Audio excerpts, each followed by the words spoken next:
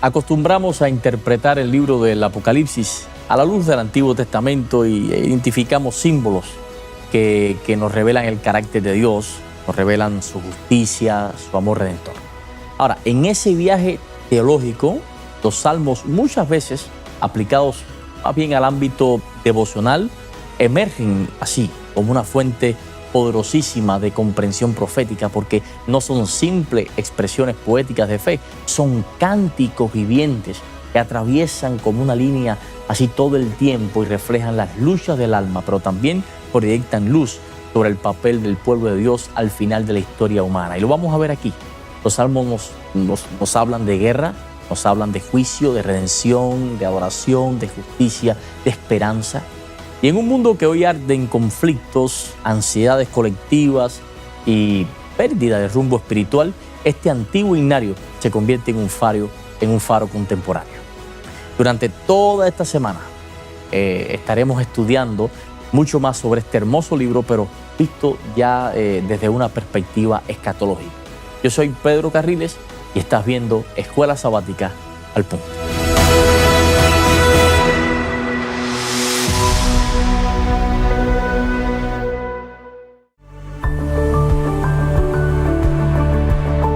El Salmo 122 nos invita a orar por la paz de Jerusalén. Y a primera vista puede parecer esto una exhortación, digamos, política, nacionalista, pero la mirada profética transforma totalmente esta oración en un clamor por la paz de la Jerusalén espiritual, o sea, el pueblo redimido de Dios. Y es bueno saber que en la cosmovisión bíblica, la paz de Sión está directamente relacionada con la paz del mundo. En términos actuales, este salmo nos llama a interceder por la restauración del carácter de Dios en la humanidad. En medio de tantas guerras activas hoy, tanto físicas como ideológicas, esta intercesión se convierte entonces en una forma de, digamos, de militancia espiritual. Y nosotros como iglesia tenemos la responsabilidad de ser agentes de esa paz.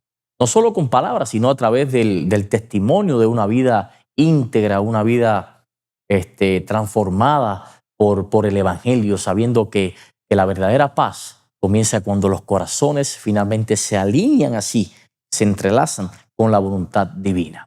Y yo sé, es curioso que David, siendo un hombre de guerra, un hombre de batallas, esté orando por paz.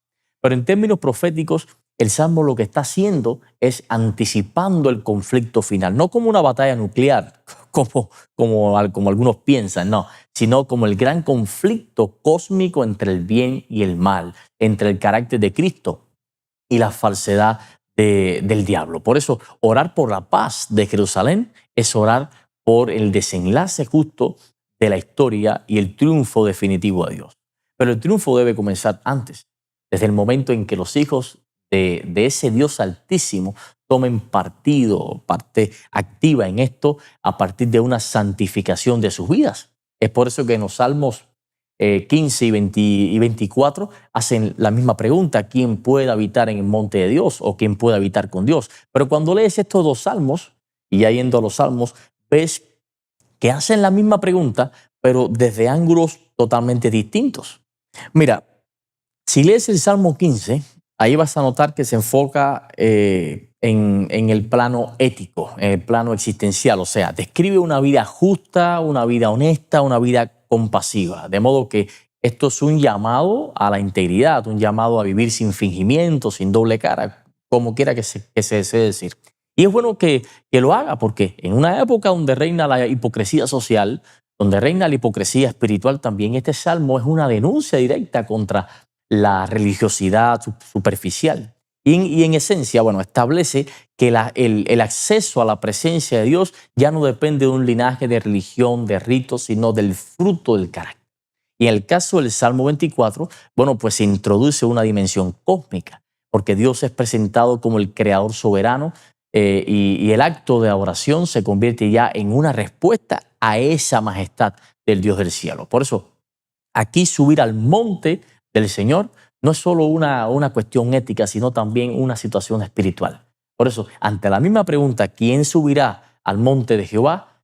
Dicen los versos 4 y 5, dice, el el limpio de manos, el puro de corazón, el que no ha elevado su alma a cosas vanas ni jurado con engaño, él recibirá bendición de Jehová y justicia del Dios de salvación. Y esto puede sonar altisonante, ¿no? Puede lucir así, especialmente hoy que vivimos en un mundo donde la religión se ha vuelto muchas veces en un espectáculo o en una formalidad. Y estos salmos nos confrontan directamente y hacen que nos preguntemos, bueno, ¿qué tan real es nuestra adoración? ¿Qué tanto refleja nuestra vida el carácter de aquel a quien decimos servir? Porque al final no es el conocimiento teológico lo que da acceso al monte de Sión, sino una vida redimida por el Cordero.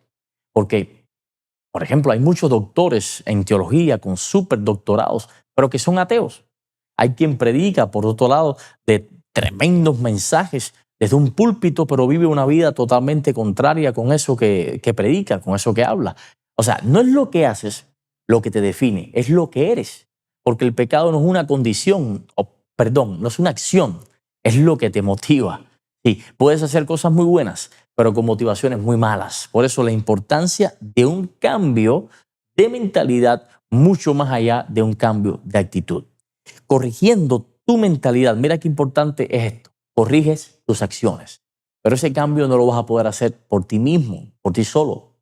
Debes experimentar el arrepentimiento en Cristo y luego entonces, bueno, Él hace todas las cosas. Y aquí es cuando entra así, ya que estamos hablando de arrepentimiento, el Salmo 51, que es el Salmo de arrepentimiento por excelencia. El Salmo 51 es una joya, es una de las confesiones más profundas de toda la Biblia. Es el testimonio de un corazón que ha sido confrontado con su propio pecado y que no intenta excusarse, está desnudo ante Dios.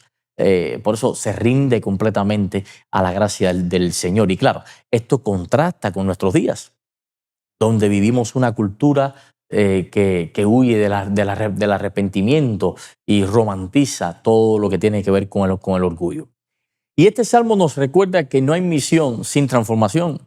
En otras palabras, antes que vayamos a salir a predicar, debemos experimentar como pueblo y como persona también la redención por medio del arrepentimiento que provoca el Espíritu Santo.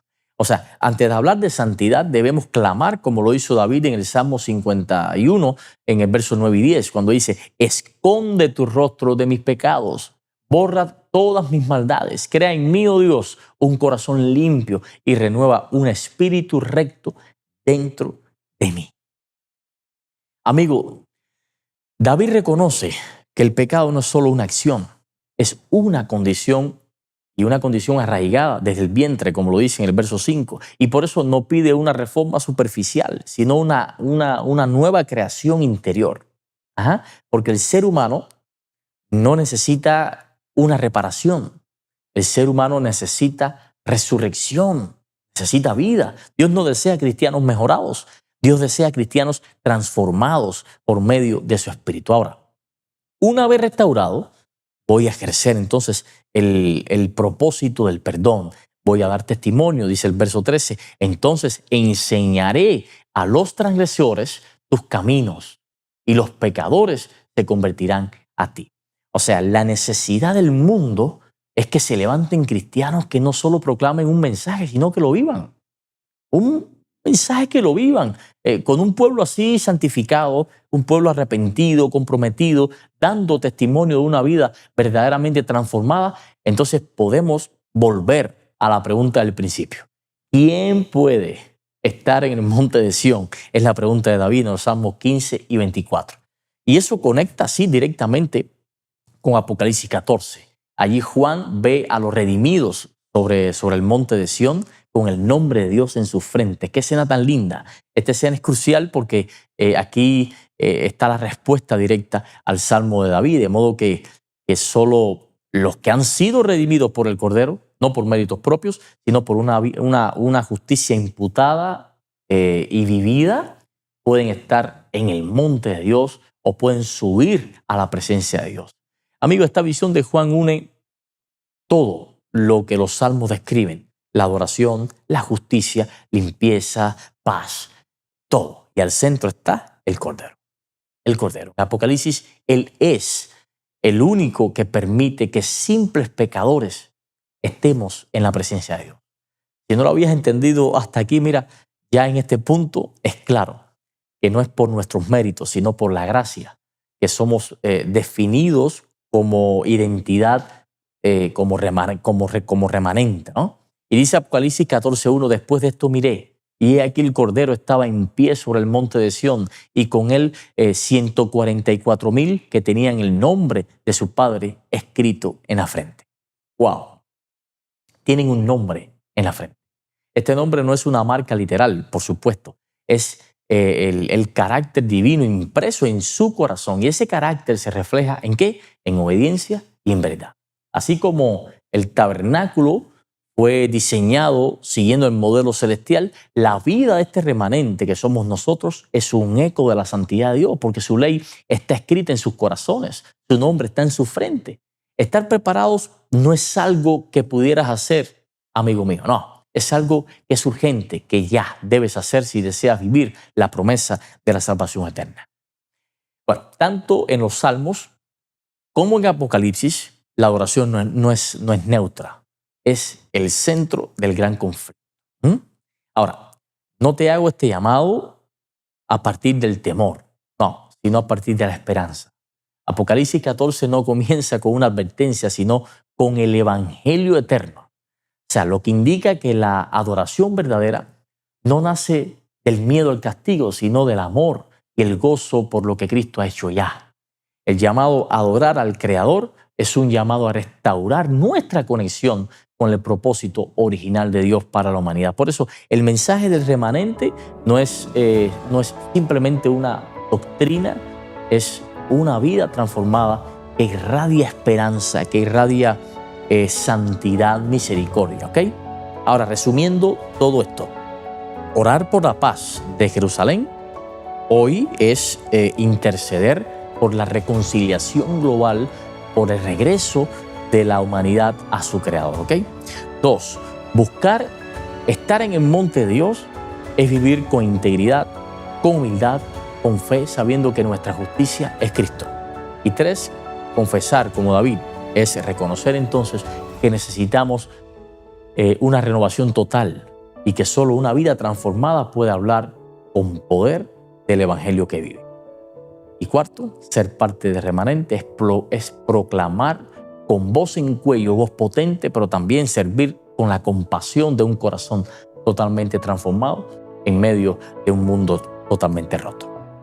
Amigo mío, el mensaje de los Salmos no es solo poesía antigua, es un manifiesto también escatológico. Nos recuerda que no hay adoración sin verdad, no hay misión sin redención, no hay justicia sin el Cordero. Y por otro lado, los redimidos de Apocalipsis 14 no son tampoco perfectos, no por sus obras, sino que son perdonados y transformados y redimidos, salvados. Como Isaías, que después de ser limpio dijo, he aquí, envíame a mí, ¿no? Así también nosotros, después de experimentar la paz, después de experimentar la justicia y el perdón de Dios, debemos decir igual, envíanos, Señor, a donde tengamos que ir. Y es que hoy más que nunca el mundo necesita ver a Jerusalén, la comunidad de fe, como un faro de esperanza, de verdad y de amor. Por eso también tú eres de los enviados.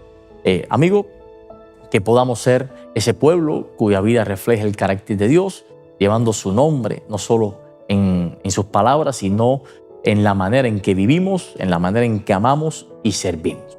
Que Dios te bendiga y te abrigue siempre.